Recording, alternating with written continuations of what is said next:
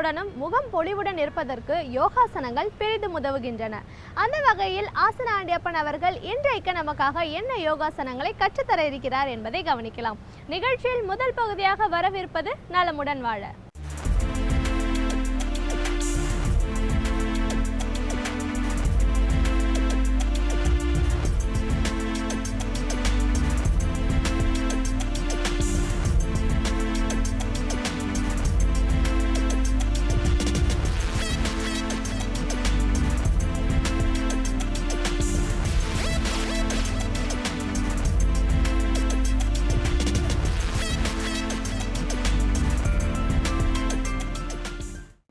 என் இனிய உலகத்தமிழ் மக்களே, தாய்மார்களே, பெரியோர்களே, சிறார்களே, யோக நண்பர்களே, யோக விரும்பிகளே, உங்கள் அனைவருக்கும் என் இனிய காலை வணக்கம். கலைஞர் தொலைக்காட்சி நிகழ்ச்சியில் நலமுடன் வாழ என்னும் பிரிவில் அதிகாலை வேளையில் முதல் நிகழ்ச்சியாக இதற்கு முக்கியத்துவம் தரப்படுகிறது. யோக நிகழ்ச்சி தான் முதல் நிகழ்ச்சியாக தரப்படுகிறது. வெகுகாலமாக நடக்கிறது. மக்கள் எல்லோரும் பார்க்கிறார்கள், ஜாதி மத பேதமின்றி பார்க்கிறார்கள், பழகுகிறார்கள், பலனை எய்து கொண்டிருக்கிறார்கள். ஏன் யோகாசன ஆசிரியர்களாக கூட மாறிக்கொண்டிருக்கிறார்கள். அந்த அளவுக்கு இது மக்களை தொற்றிருக்கிறது. ஃபோன் பேசுகிறார்கள், கடிதம் எழுதுகிறார்கள், நேரில் வருகிறார்கள்.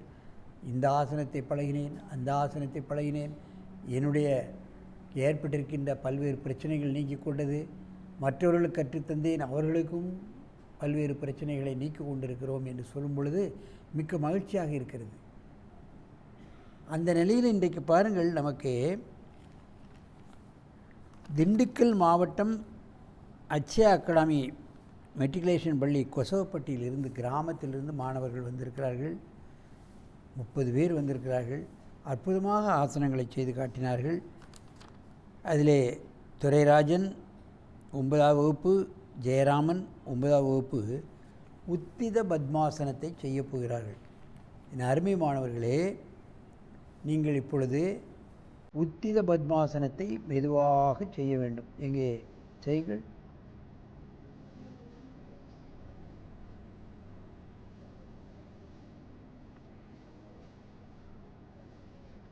பிறகு ஆட்டலாம்.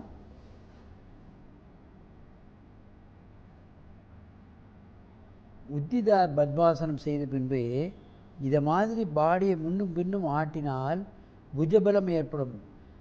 அதற்கு லோலாசனம் என்று பெயர் வைத்திருக்கிறார்கள்.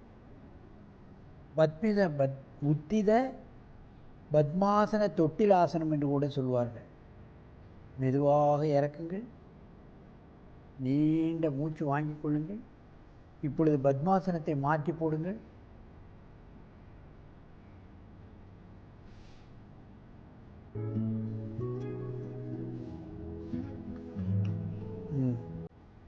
மீண்டும் ஒரு முறை இந்த ஆசனத்தை செய்யுங்கள். முதல்ல கொஞ்ச நேரம் நின்றுக்கிட்டு அப்புறம் ஆடணும். எடுத்த உடனே ஆடக்கூடாது. அப்படி தூக்கி நிப்பாட்டிட்டு அப்புறம் லேசாக ஆடணும்.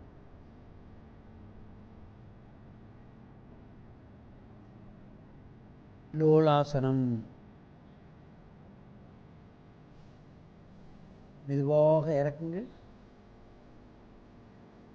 இந்த உத்தித பத்மாசனத்தை செய்யும் பொழுது முதலில் தூக்க முடியாது.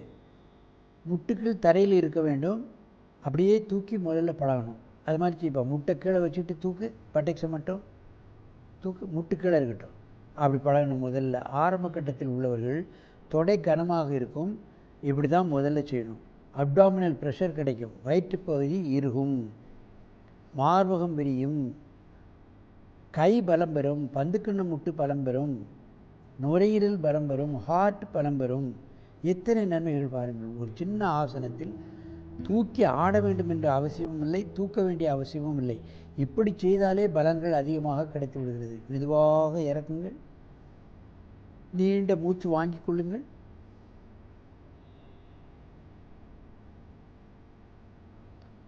அப்படியே ஒருவருக்கொருவர் நேராக பாருங்கள். பக்கவாட்டில் செய்ய வேண்டும்.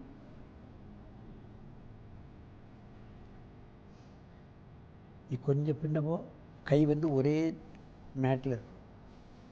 இப்பொழுது மீண்டும் நான் சொன்ன மாதிரி ஸ்டெப் பை ஸ்டெப்பாக எடுக்கணும். முதல்ல பட்டெக்ஸை தூக்கணும், அப்புறம் காலை தூக்கணும், அப்புறம் ஆடணும். சரியா? காலவே முதல்ல கையை வைக்க பக்கவாட்டில், முட்டுக்களை இருக்கட்டு தூக்கு, பட்டெக்ஸை தூக்கு, அப்புறம் காலை தூக்கணும். அப்படி ஒரு ஸ்டெப் பை ஸ்டெப்பாக தூக்கணும். தூக்கி கொஞ்சம் நேரம் நின்னதுக்கப்புறம் ஆடணும். ஆடே.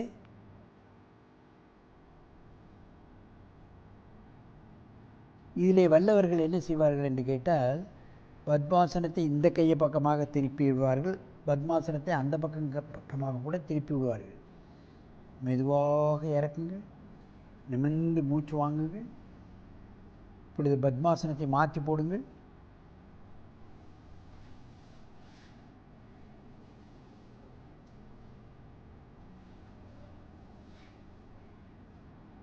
சொன்னபடி முதல்ல பட்டெக்ஸை தூக்கணும், அதுக்கப்புறம் பத்மாசனத்தை தூக்கணும். சைடில் கைவை, அப்படியே முட்டு தரையில் இருக்கட்டும் தூக்கு, அப்படி தூக்கு, அப்புறம் லேசாக ஆடணும். புஜபலம், மார்பகம் விரியும், கைக்கு பலம் கிடைக்கும், பந்துக்கிண்ண முட்டுக்கு பலம் கிடைக்கும். இடுப்பு பந்துக்கிண்ண முட்டு கீழே வையுங்கள். நன்றாக மூச்சை இழுத்துக்கொள்ளுங்கள். அப்படியே நேராக பத்மாசனத்தை திரும்பி உட்காருங்கள். அப்படியே இவைகளெல்லாம் பத்மாசனம் போடுவது என்பதே சற்று கடினம். அதை தூக்கி நிற்பது என்பது கடினம். காலை கீழே வைத்து பழகலாம்.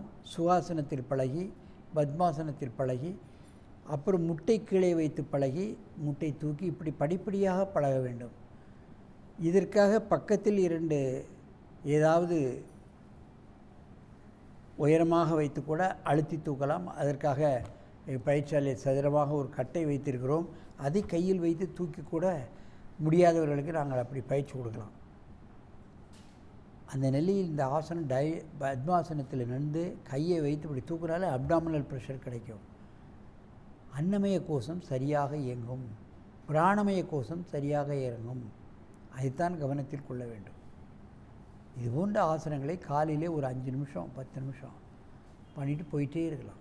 ஆகவே இது போன்ற ஆசனங்களை எல்லா தரப்பினரும் வயது வித்தியாசம் இல்லாமல், ஜாதி மத பேத வித்தியாசம் இல்லாமல் பழகி உங்கள் உடலையும் உள்ளத்தையும் ஆரோக்கியமாக வைத்துக்கொண்டு நெடுது இனிது வாழ வேண்டும் என்று கேட்டு உங்களிடமிருந்து விடைபெறுவது ஆசனம் ஆண்டியப்பன். வணக்கம்.